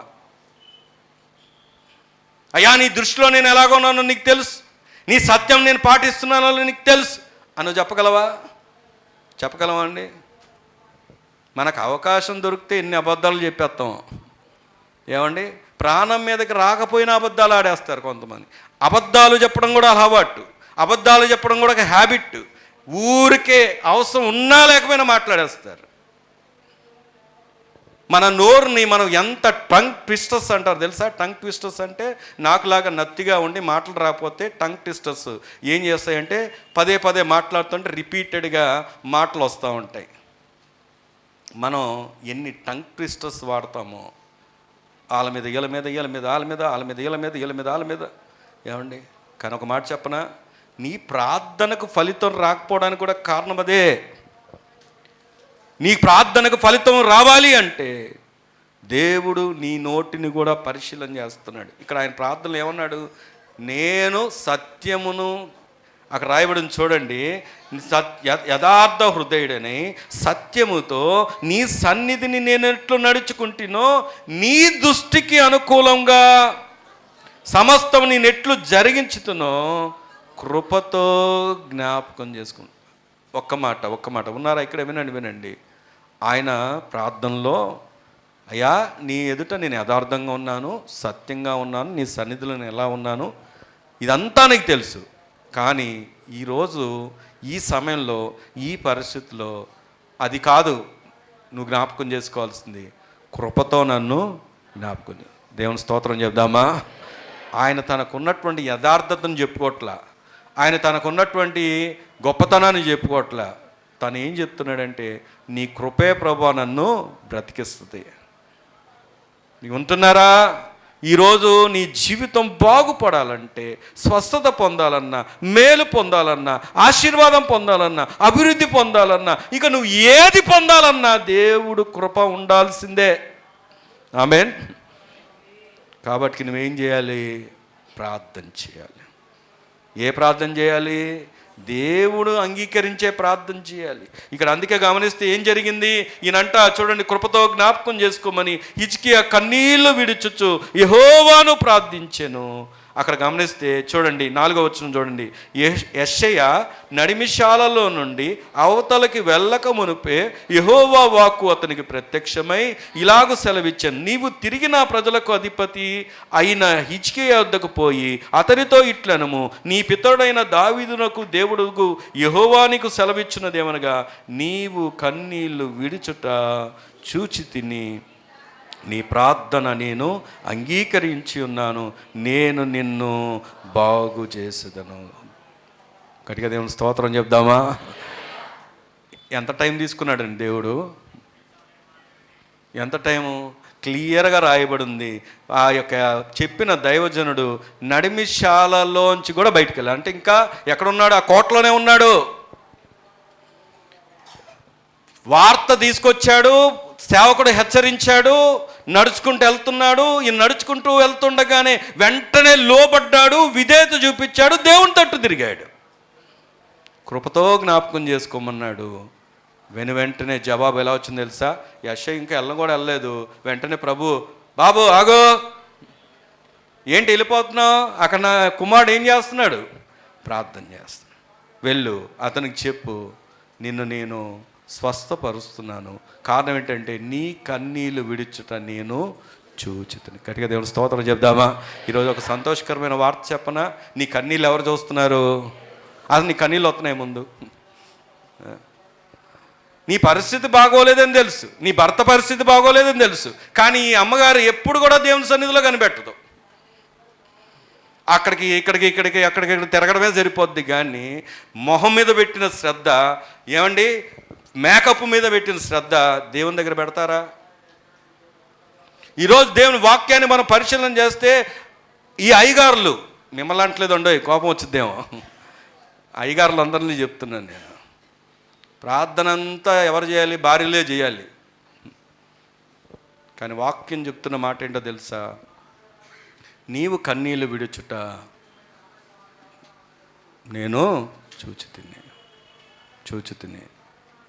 ఈరోజు నిన్ను వ్యక్తిగతంగా కోరుకుంటున్నాడు ఆయన. దేవుని స్తోత్రం కలుగును గాక. ఎంత ఆశీర్వాదం ఇచ్చాడంటే 15 సంవత్సరాల ఆయుష్ పెంచి, చెప్పాలంటే చాలా ఉంది కానీ ఇప్పుడు టైం లేదు కనుక అక్కడ చూస్తే చూడండి ఆయన ఏమంటాడో ఒక మాట. ఇగో, నీవు తిరిగి నా ప్రజలకు అధిపతి అని హిజ్కియా వద్దకు పోయి అతనితో ఇట్లా, నీ పితరుడైన దావీదునకు దేవుడకు యెహోవానికి సెలవిచ్చినదిగా, నీవు కన్నీళ్ళు విడుచుట చూచితిని, నీ ప్రార్థన నేను. ప్రార్థన ఏం చేశాడు ఆయన? అంటే ప్రార్థన చేస్తే సరిపోద్దా? ఏ ప్రార్థన ఉండాలి? దేవుడు అంగీకరించే ప్రార్థన ఉండాలి. దేవుడు దాన్ని లక్ష్య పెట్టే ప్రార్థన ఉండాలి. దేవుడు ఆమోదముద్ర వేసే ప్రార్థన ఉండాలి. ప్రార్థన చూసి ఏం చేశాడంట? అక్కడ రాయబడి ఉంది, నేను బాగు చేసేదను, 3వ దినం నువ్వు యెహోవా మందిరంకి ఎక్కి పోదువు, నీవు 15 సంవత్సరాలు ఆయుష్ నీకు ఇచ్చేదను, మరియు నా నిమిత్తం, నా సేవకుడైన దావీదు నిమిత్తం ఈ పట్టణము నేను కాపాడుచు నిన్నును ఈ పట్టణమును అష్షూరు చేతిలో పడకుండా నేను విడిపించేదను. గట్టిగా దేవుని స్తోత్రం చెప్దామా? బైబిల్లో ఒక మాట ఉంది, అడుగు వాటికంటేను ఊహించు వాటికంటేను అత్యధికముగా చేయగల శక్తి కలిగిన దేవుడు అని. ఇక్కడ హిజ్కియా ప్రార్థనలో నీకు కనపడింది ఏంటి? ఏమడిగాడు? ఆయుష్ నిమ్మన్నాడు. ఏమడిగాడు చెప్పండి? ఆయుష్ నిమ్మన్నాడు, బాగు చేయమన్నాడు. దేవుడు ఏమిచ్చాడు? ఆయుష్ ఒకటే ఇచ్చాడా? ఏమిచ్చాడు చెప్పండి? ఆయుష్ ఇచ్చాడు, మళ్ళీ అధికారాన్ని ఇచ్చాడు, రాజ్యం అంతటికి ఏమిచ్చాడు? క్షేమం ఇచ్చాడు, కాపుదలు ఇచ్చాడు, శత్రువులు ఆయన్ని తాకకుండా ఆ యొక్క పట్టణం చుట్టూ ఆయన ఏం వేశాడు తెలుసా? కంచి వేశాడు. అడిగిందేమిటి? నేను ఒక మాట అడగనా? నీకు అడిగిందే ఇవ్వట్లేదు ఎందుకని చెప్పండి? ఈరోజు మనని మనం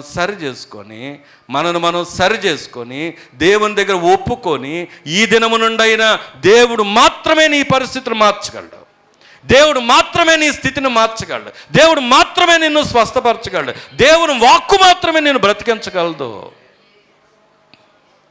ప్రార్థన చేస్తే, దేవుడు అంగీకరించే ప్రార్థన చేస్తే నీ జీవితంలో దేవుడు గొప్ప కార్యాలు చేయబోతున్నాడు. ఆమేన్.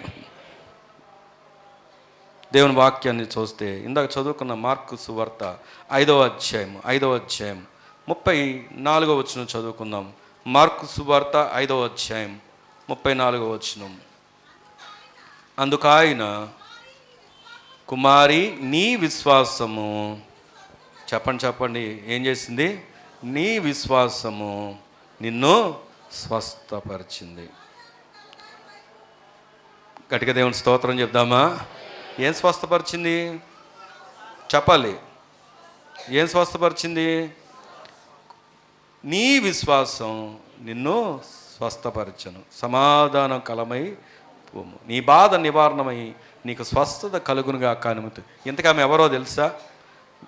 12 సంవత్సరాలు రక్తస్రావం కలిగినటువంటి స్త్రీ. మీ అందరికీ తెలిసిన విషయం కాబట్టి నేను లోతుల్లోకి వెళ్ళట్లేదు. కానీ 12 సంవత్సరాలు అక్కడ రాయబడిన మాట ఏంటంటే, ఆమె చూడండి 26వ వచనంలో, తనకు 25వ వచనం చదువుతున్నా. 12 ఏళ్ల నుండి రక్తస్రావం రోగం కలిగిన ఒక స్త్రీ ఉండెను. ఆమె అనేక వైద్యుల చేత ఎన్నో తిప్పలు పడి తనకు కలిగినదంతయు వ్యయము చేసుకొని ఎంత మాత్రమును ప్రయోజనము లేక మరింత సంకట పడి. డాక్టర్ల దగ్గరికి వెళ్ళింది, ప్రయోజనం కలిగిందా? ఎన్ని సంవత్సరాల నుండి వెళ్తుందంట? 12 years, 12 సంవత్సరాల నుండి వ్యయ ప్రయాసలు పడి తిప్పలు పడి మరింత సంకటంలోకి వెళ్ళిపోయింది.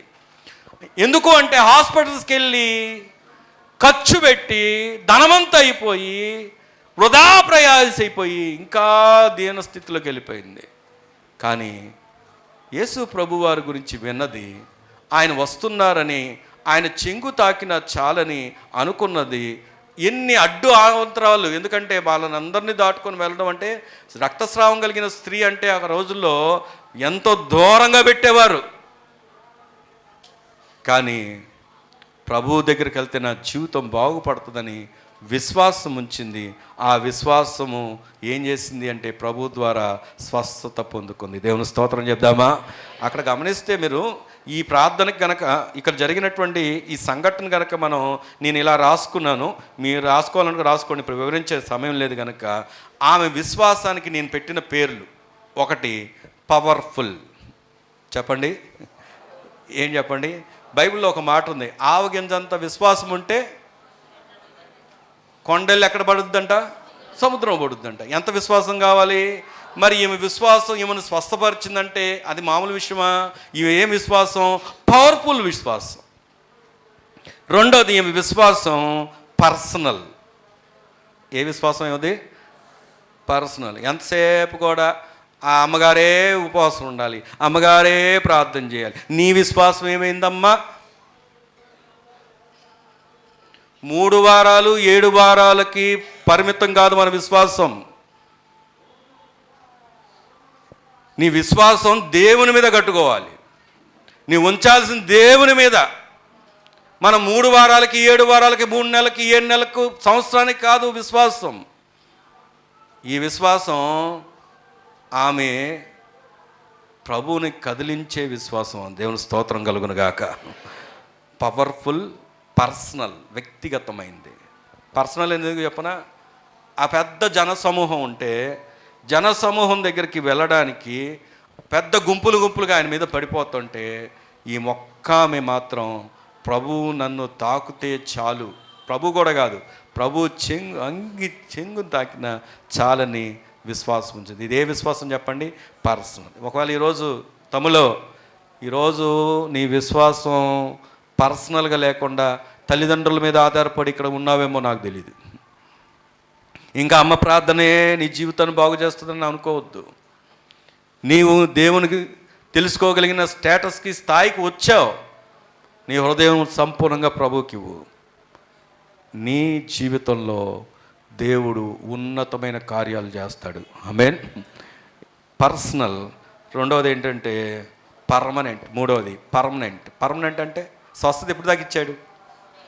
ఆయన ఇచ్చిన స్వస్థత అంతకుముందు 12 సంవత్సరాల నుండి ఏ డాక్టర్ ఇవ్వలేనటువంటి స్వస్థత ప్రభు పర్మనెంట్ సొల్యూషన్ ఇచ్చేసాడు. దేవుని స్తోత్రం చెప్దామా? 3 Pలు గుర్తుపెట్టుకోవచ్చు. ఏం చెప్పండి? 1 పవర్ఫుల్, రెండోది పర్సనల్, మూడోది పర్మనెంట్. ఈరోజు విశ్వాస సహితమైన ప్రార్థన రోగిని ఏం చేస్తుంది? స్వస్థపరుస్తుంది. 4 విషయాలు చెప్పాను. మొదటిది ఏం చెప్పండి? ఎవరు స్వస్థపరుస్తాడు? దేవుడు మాత్రమే. రెండోది ఎవరు స్వస్థపరుస్తారు? ఆయన వాక్కు మాత్రమే. మూడోది ఎవరు స్వస్థపరుస్తారు? నీ ప్రార్థన మాత్రమే. నాలుగోది ఎవరు? విశ్వాసం. నీ విశ్వాసము మాత్రమే. ఇంతకీ ఎవరి మీద విశ్వాసం ఉంచాలో చివరిగా మాట చెప్పి ముగిస్తాను. అపోస్తుల కార్యములు 3వ అధ్యాయం. అపోస్తుల కార్యములు 3వ అధ్యాయం. అపోస్తుల కార్యములు 3వ అధ్యాయం 6వ వచనం చదువుకుందాం. అంతటా పేతురు, వెండి బంగారములు నా యొద్ద లేవు గాని నాకు కలిగినదే నీకు ఇచ్చుచున్నాను. నజరేయుడైన యేసు క్రీస్తు నామమున నడవమని చెప్పి వాని కుడి చేయి పట్టుకొని లేవనెత్తెను. వెంటనే వాని పాదములు చీలమండలములు బలము పొందెను. వాడు దిగ్గును లేచి నిలిచి నడుచుచూ గంతులు వేయచ్చు దేవుణ్ణి స్తుతించుతూ వారితో కూడా దేవాలయములోనికి వెళ్ళెను. ఇంతకీ పేతురు గారు ఇచ్చిందేంటి? వెండి బంగారాలా? చెప్పండి ఏమిచ్చారు? వెండి బంగారాలా? కాదు, యేసు క్రీస్తుని పరిచయం చేశాడు. దేవుని స్తోత్రం చెప్దామా? హల్లెలూయా, హల్లెలూయా. యేసు క్రీస్తు నామమున మాత్రమే నీ ప్రతి పరిస్థితులు మారిపోతాయి. ఆమేన్. ఆయనకు ఎంత దగ్గర అవుతావో. ఈరోజు ఆయన నామం లేక చాలామంది లోకంలో తిరుగుతున్నారు, కానీ నీ ముందు ఆయన నామం ఉంది. యేసు క్రీస్తు ద్వారా నీకు విమోచన ఉంది. యేసు క్రీస్తు వారి ద్వారా రక్షణ ఉంది. యేసు క్రీస్తు వారి ద్వారా నిత్య జీవం ఉంది. యేసు క్రీస్తు ద్వారా నీకు స్వస్థత ఉంది. మెయిన్ పేతురు గారు అంతకుముందు ఎంత బలహీనుడో, కానీ అలాంటి పేతురే మా యొద్ద ఉన్నవి ఇప్పుడు ఏమనుకున్నాం, మాకున్న ఒకే ఒక ఆయుధం ప్రభువే యేసు. అక్కడే 4వ అధ్యాయం 12వ వచనం చూడండి, ముగించేసుకుందాం. 4:12 మరి ఎవని వలన రక్షణ కలగదు, ఈ నామమునే మనకు రక్షణ పొందవలను కానీ ఆకాశం కింద మనుషులలో ఇయ్యబడిన మరి ఏ నామమున రక్షణ పొందలేము. దేవుని స్తోత్రం కలుగునుగాక. ఈరోజు నీకు రక్షణ, నీకు విడుదల, నీకు విమోచన, నీకు స్వస్థత, నీకు నెమ్మది, నీ జీవితానికి ఒక అర్థం, ఒక పరమార్థం, నీ భవిష్యత్తు, నీ యొక్క నిత్య జీవం అంతా కూడా ఎవరిలో ఉంది అంటే ప్రభువైన యేసు క్రీస్తు వారు. నేను ఓ మాట అడగనా? ఏంటా మాట అంటే, ఈరోజు నువ్వు ప్రభువుని కాదనుకొని దాటి వెళ్ళిపోతున్నావు కదా. ఎవరిని కోల్పోతున్నావు? నీ ఆశీర్వాదాన్ని అంతటిని నీవే కోల్పోతున్నావు. నీ స్వస్థత నువ్వే కోల్పోతున్నావు. ఈరోజు నిన్ను కోల్పోవడానికి కాదు దేవుడు చెప్పింది ఈ మాట. ఈరోజైనా ప్రభువుకి నీ హృదయం స్వరక్షకుడిగా అంగీకరించు. నిత్య జీవానికి వారసుడిగా. ఆయన నామంలో శక్తి ఉంది, ఆయన నామంలో విజయం ఉంది, ఆయన నామంలో ఆనందం ఉంది, సంతోషం ఉంది, స్వస్థత ఉంది. మరి దినం దేవుడు అట్టి విధమైనటువంటి స్వస్థతతో, అట్టి విధమైనటువంటి కృపతో మనందరినీ దీవించునుగాక. ఆమేన్. ప్రార్థన చేసుకుందాం. విన్న మాటను జ్ఞాపకం చేసుకొని ఎవరి మటుకు వారు, యవన బిడలు మోకరించగలిగిన వారందరూ మోకరించండి. మౌనంగా ఎవరు ఉండొద్దు. దేవుని మాటను నీ ముందుంది. నీ జీవితంలో స్వస్థత లేకుండా తిరుగుతున్నావు, బలహీనపడిపోతున్నావు, కృంగిపోతూ ఉన్నావు, నెమ్మది లేకుండా ఉన్నావు. ఏంటి నా పరిస్థితి ఏంటి అనుకుంటున్నావు, ఆందోళన పడుతున్నావు, గురి గమ్యం లేని పరిస్థితుల్లో నడుస్తూ ఉన్నావు. ఈరోజు నీ ముందు ఒక శుభవార్త వచ్చింది. దేవుడు ద్వారానే నీ పరిస్థితులు చక్కదిద్దబడతాయని, నీకు స్వస్థత కలుగుతుందని, ఆయన వాక్కు నిన్ను బ్రతికిస్తుందని, నెమ్మదినిస్తుందని, బాగు చేస్తుందని, విశ్వాస సహితమైన ప్రార్థన నిన్ను స్వస్థపరుస్తుందని, విశ్వాసము స్వస్థతనిచ్చింది. ఇదంతా ఎలా సాధ్యమంటే యేసు క్రీస్తు నామమున. ప్రార్థన చేసుకుందాం.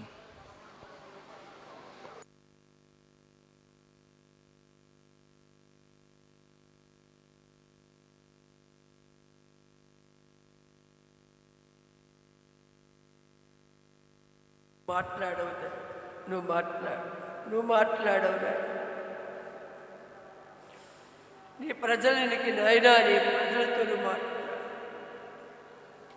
విడిపించుటకు, లేవనెత్తుటకు, బాగు చేయుటకు, నిలవబెట్టుటకు సమర్థుడైన దేవుడు నీవే తండ్రి, నీవే. అవును నాయన, అవును తండ్రి. మా ఆధ్యాత్మిక, భౌతిక, మానసిక, నైతిక స్వస్థతలే కాక నాయన, మా దేశ నాయన భావోద్రేక స్వస్థతలు నాయన సంబంధ బాంధవ్య స్వస్థతలు కలగజేసే దేవుడు అని సెలవిచ్చి తండ్రి నీ కొందనాలు, స్తోత్రాలు నాయనా, నీ కొందనాలు నాయనా, నీ స్తోత్రాలు చెల్లిస్తున్నాను ప్రభా. అయ్యా, ఈ దినం అందరితో మాట్లాడవుతాను. స్వస్థత నీలోనే, రక్షణ నీలోనే, విమోచన నీలోనే నాయన. నిత్య జీవం నీవే, నీ ద్వారాగేనే సర్వ సంపద, సకల ఆశీర్వాదము నాయన. అయ్యా, ఈ రాయన ఉదయకాలం మీరు మాతో మాట్లాడారు అండి. అయ్యా ఈ యొక్క సమయంలో నీ చెంతనున్న బిడ్డలందరూ నాయన నిన్ను కలిగిన వారుగా, నిన్ను అత్తుకునేవారుగా, నీతో ప్రయాణం చేసేవారుగా. అయ్యా, నీ వాక్కు వారి వద్దకు వెళ్ళింది నాయన, నీ వాక్కు మా వద్దకు వచ్చింది నాయన. దేవుడిగా మాకు ప్రత్యక్షమయ్యావు తండ్రి. అయ్యా సంపూర్ణమైన విశ్వాసంతో, పరిపూర్ణమైన ప్రార్థనతో తండ్రి నాయన నజరేయుడైన యేసు నామమే నాయన రక్షణ కలిగినదని, ఆ నామమే ఉన్నతమైనదని, ఆ నామమే విడుదల కలిగించేదని అయ్యా ఇక్కడ కూడి ఉన్న ప్రతి వారు ఉదయాల్లో నీ మాటను ముద్రించి నాయన ఇక గుంటలో ఉండవన్నావు, గుంట నుండి లేవనెత్తుతున్నావు నాయన. పడిన గుంట నుండి లేవనెత్తినవాడు నీవే. ఈ ఉదయకాలం ఏ గుంటలో ఎవరున్నారు అయ్యా, ప్రతి వారిని నువ్వు లేవనెత్తినందుకు కృతజ్ఞతలు, స్తోత్రాలు చెల్లిస్తున్నావు. స్వస్థత కార్యాలు జరిగించినందుకు స్తోత్రాలు చెల్లిస్తున్నావు అయ్యా. విడుదల కార్యాలు జరిగించినందుకు స్తోత్రాలు చెల్లిస్తున్నావు నాయన. నీ ప్రజలను ఆశీర్వదించినందుకు స్తోత్రాలు చెల్లిస్తున్నాం. సమస్త మహిమ, ఘనత, ప్రభావం మీకే చెల్లిస్తున్నాయన.